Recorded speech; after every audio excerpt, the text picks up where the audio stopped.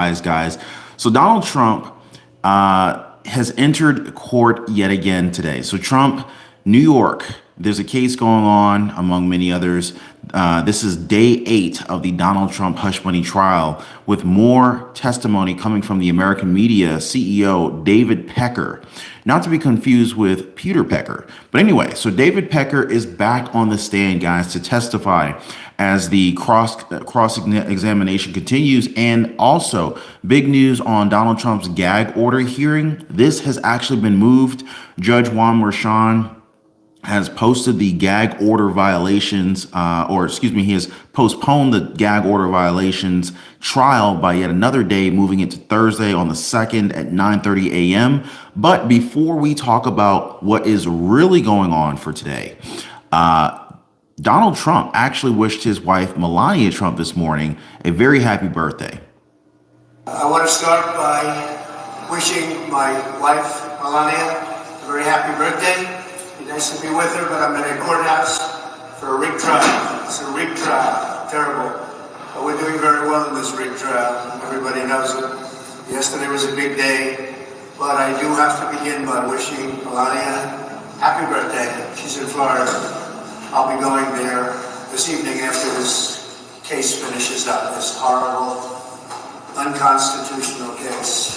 So Donald Trump is definitely racking up the air miles, guys. But by the way, guys, I just want to thank y'all for hanging out with me this morning.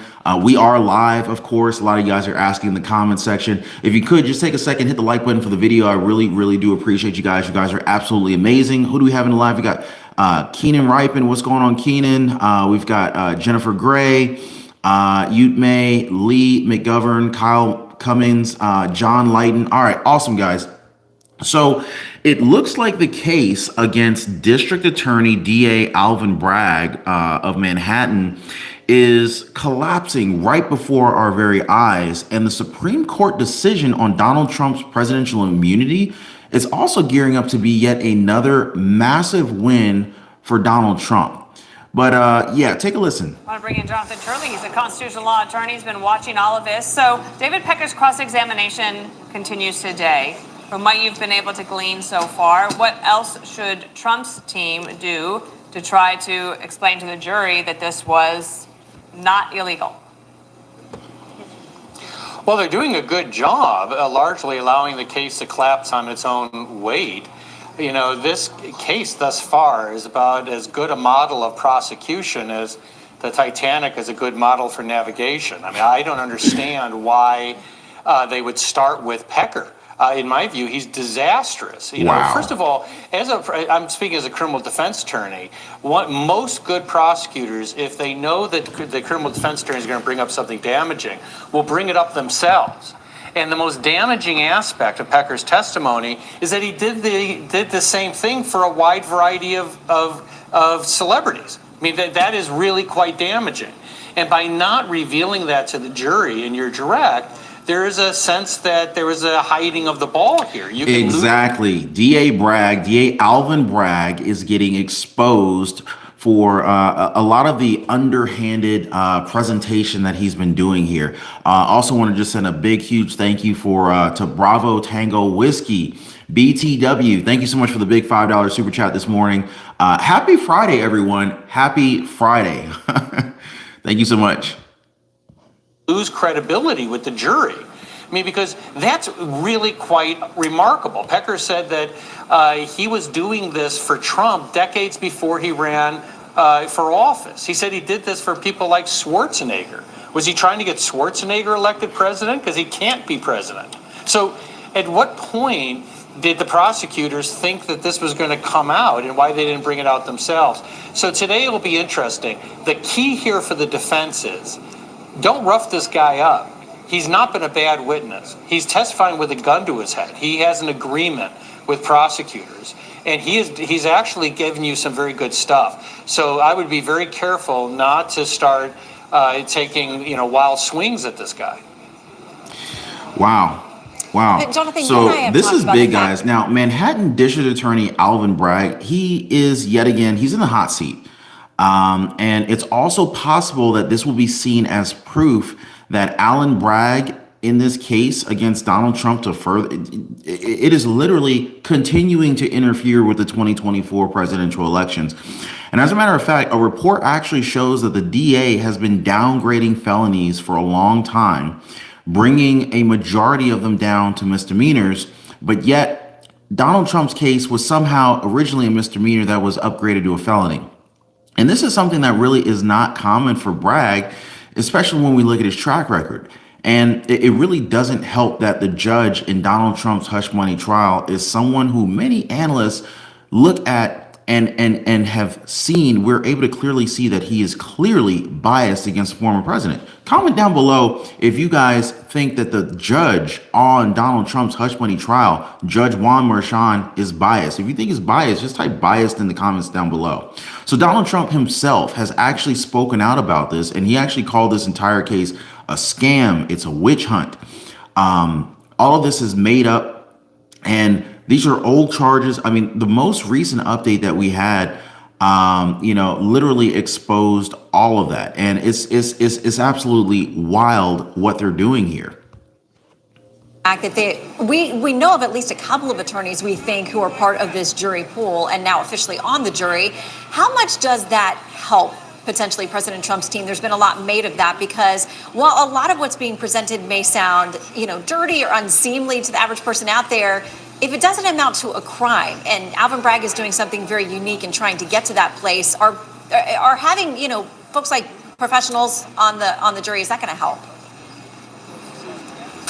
Shannon, I have always opposed attorneys being on a jury. As a criminal defense attorney, I never want them on a jury. The reason is not to have any disparaging remarks about these two attorneys. I have no reason to believe that they won't be unbiased, but they just simply have too much authority in that room. This case has no crime that is discernible. Many of us are still debating, second week into this case, what was the crime Trump was trying to conceal?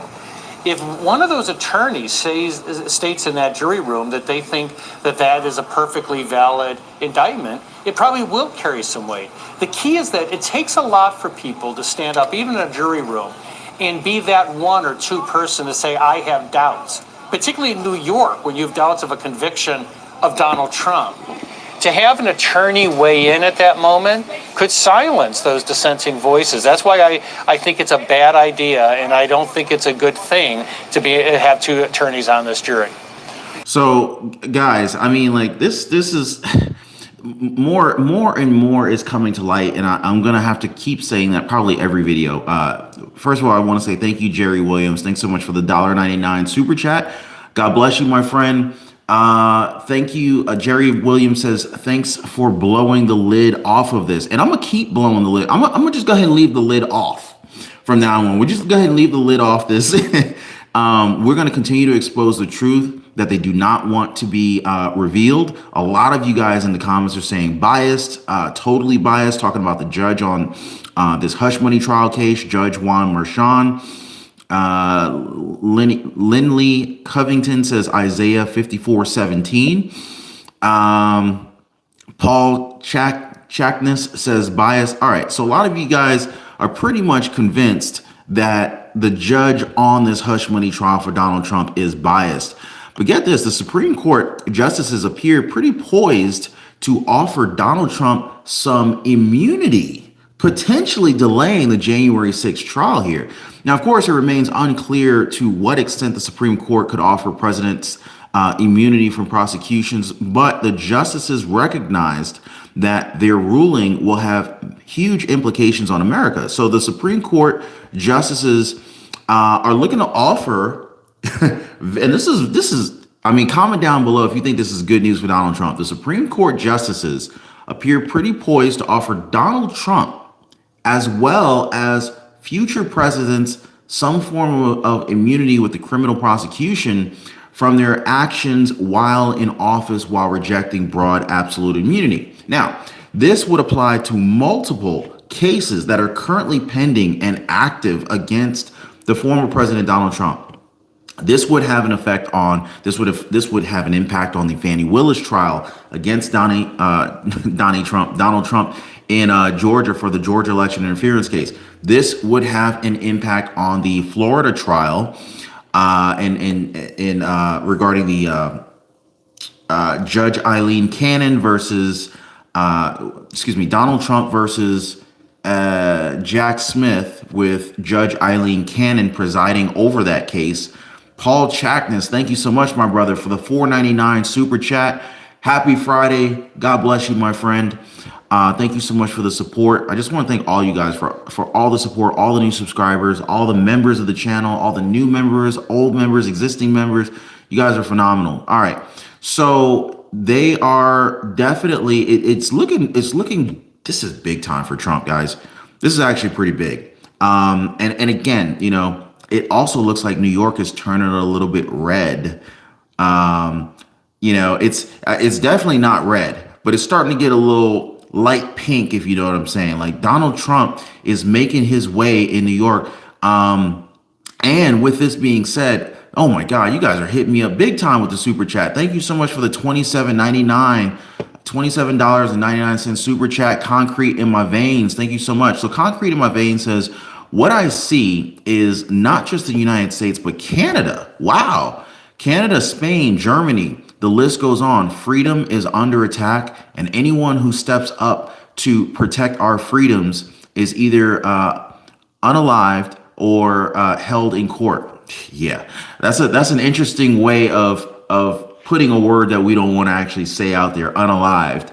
I'm gonna borrow that for future use, if you don't mind. Appreciate that, Concrete.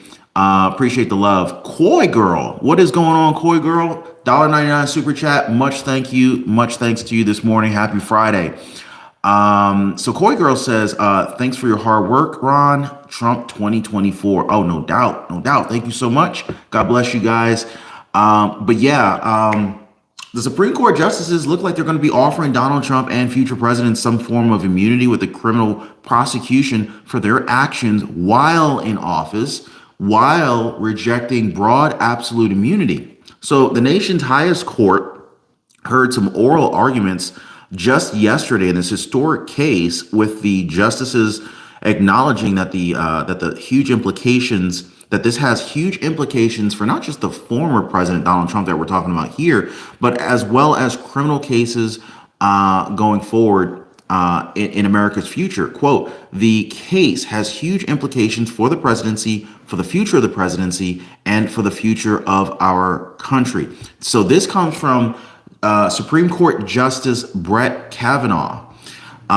Trump's lawyers claim that he has presidential immunity from the charges of federal election interference brought by none other than special counsel Jack Smith over the former president's actions around the 2020 presidential elections. Guys, this is big news. This is massive news coming out here on this Friday, April 26th. Hope you guys got some big plans for this weekend. I really hope you guys do. Hope it's going to be some beautiful weather. But let's hear what Jonathan Turley has to say further about this trial that Donald Trump's in the middle of right now. Okay, Jonathan, since now everyone's had a chance to have a sleep, I don't know if it was a good night's sleep, it was a sleep after the Supreme Court argument yesterday, and the Supreme Court justices heard their last case and possibly the most consequential case of all of these. And you have a op-ed in the New York Post. The headline is oral argument suggests the Supreme Court about to plunge into a constitutional abyss in the Trump immunity case. What do you mean by falling into the abyss? Because this is a case where you often have a case where there is an argument that's sort of a cliff argument. You go over that cliff and you're not certain where you'll land. This case is different because there's cliffs on both sides. There's both parties are advancing fairly extreme arguments. You've got the special counsel saying a president has no immunity. And you have the other side saying a president has complete immunity. And the justices, the three liberal justices clearly seem to be intending to support the special counsel. But the other justices wanted to find a third option. And they didn't buy the government saying, you have to trust us, we're the government. You could almost see some of these justices looking north towards. Oh, comment down below if you trust your government. Just please If you trust your government, type trust. If you don't trust the government, type don't trust the government. Oh my God. New York. It's like an because oxymoron. the third lawyer in that room was Alvin Bragg. I mean, because everything they were discussing about political cases is unfolding at the same time in New York. Yeah, Alvin Bragg's case, we called this from the very beginning. There's a reason why the Department of Justice, the DOJ, the freaking the FEC and all these other big body organizations passed on prosecuting Donald Trump, or even trying to charge him. Forget prosecuting Trump. They didn't even charge him because they knew that this wasn't worth it, and that it wouldn't stick. It's a waste of taxpayer resources. The list goes on and on and on. Michelle Warden, thank you so much, my friend, for the $5 super chat this Friday morning. Michelle Warden says, "Thank you, Ron. I really like how you ask I really like how you ask us, your audience, what we think and what we like to keep informed on different topics." Yeah, don't trust. Yeah, I don't blame you for not trusting. And I like to have this platform because a lot of us don't necessarily have a voice. So if I can hopefully be to some extent an extension of your voice, I'm honored to do that for you guys. So I really do appreciate you guys, and I appreciate your comment. God bless you. All right, so thanks so much, Michelle. So this is I actually got an email from one of you guys who suggested a movie, and I want to say it's like, oh my God, hopefully I can find it. It's like the downfall of, I think it was The Downfall of America. Let me see if I can find this thing. Oh man, I'm not going to be able to find it right now. But if you guys have any like good movie recommendations, I'm open to it. But what this was I want to say it was The Downfall of America? Anyway, basically there's this conspiracy that by the end of this millennium, the goal was to remove like 6.4 billion people from the planet. Like, it was this crazy, really off the wall, like, theory.